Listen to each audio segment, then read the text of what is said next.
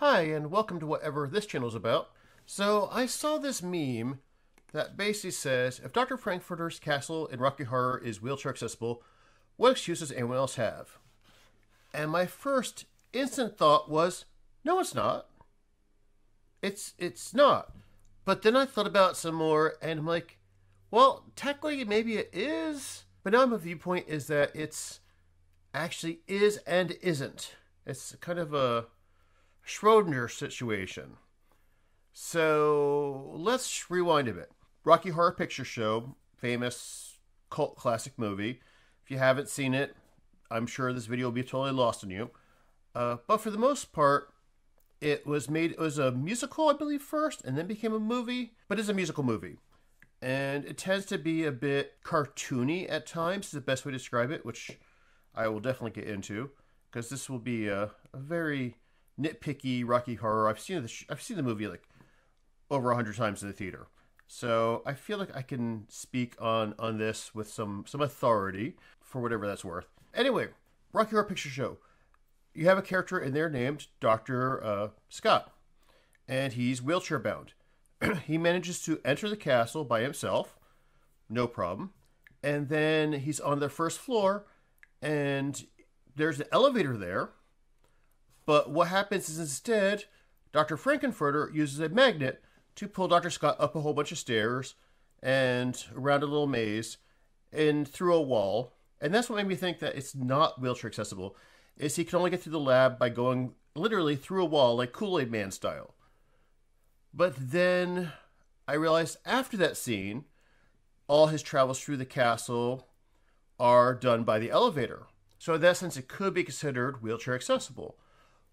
But that also then made me think of the weirdness of the layout of the castle. So first off, the actual real castle, oh, I don't remember the name of it. You can Google it yourself. I Googled it a while ago. But they do not have an elevator. The actual castle that the movie was filmed in, that is just a prop elevator. So the real castle, we know, is not wheelchair accessible. It just isn't.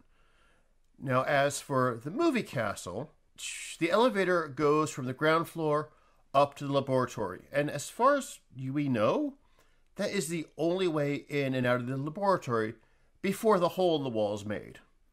There's no other stairs or doors or anything else, which that sounds like a fire safety issue. That's a whole other story.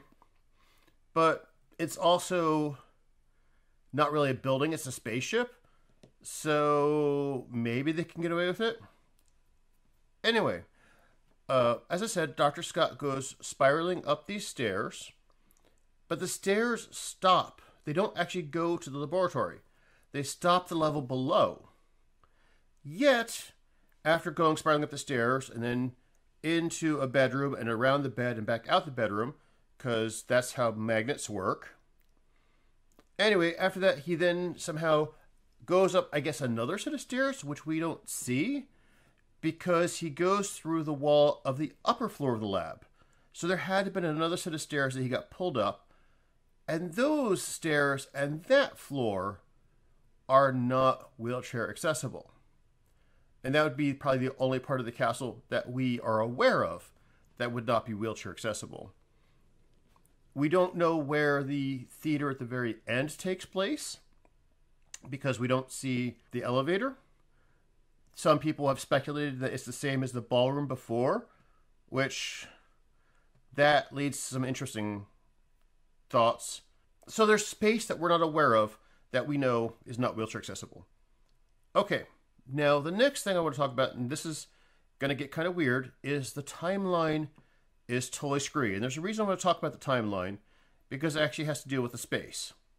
Now, they get there at night, Brad and Janet. They do their little dance. There's a scene where they're dancing with the Transylvanians, and then they go up the only elevator, which is the only way into the lab, and the Transylvanians are already there, which doesn't make sense because how do they get there when the only way in is through the elevator? We saw Frankenfurter go up the elevator, but none of the Transylvanians. So that's that's an oddity, except then later the Transylvanians all turn out to be kind of ghosts.